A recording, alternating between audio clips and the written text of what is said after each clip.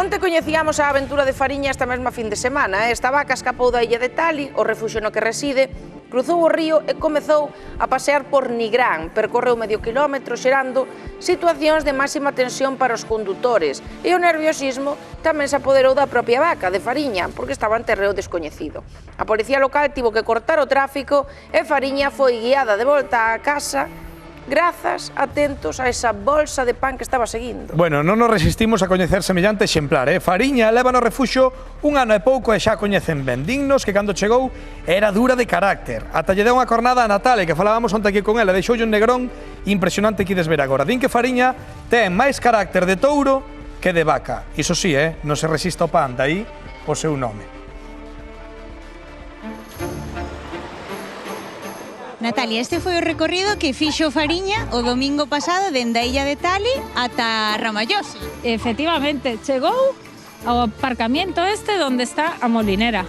E cando nos dixeron que unha vaca andaba solta e na dirección que me deron, a nosa, salimos correndo e, e aí empezou, a odisea. Cando voltamos as dúas, vestida, non me deu tempo por botas, chegábame a auga a cintura, es decir, foi intrépida a vaquiña. Nunca o había feito, solamente cruzou a marisma o día que chegou do seu rescate e nunca lle deu por aí. Esta vaquiña pertencía a unha explotación gandeira que dirixía o avó da persona que indultou a súa moza a vaquiña, vale? Irene era como se chamaba. Os perros non podían estar ao redor dela, ela veía a enemigos a todo o que lle envolvía. Pouco a pouco, leva case un ano con nós, ela xa vive solta co resto do gando.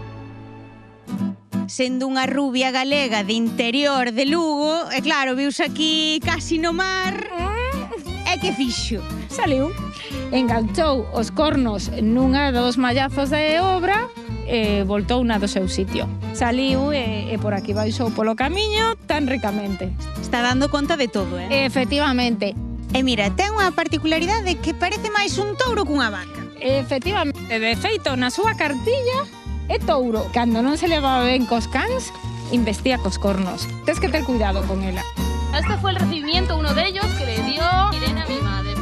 Eso foi o recibimento de Fariña, en gratitude por haberlle dado unha segunda oportunidade, verdad, miña nena?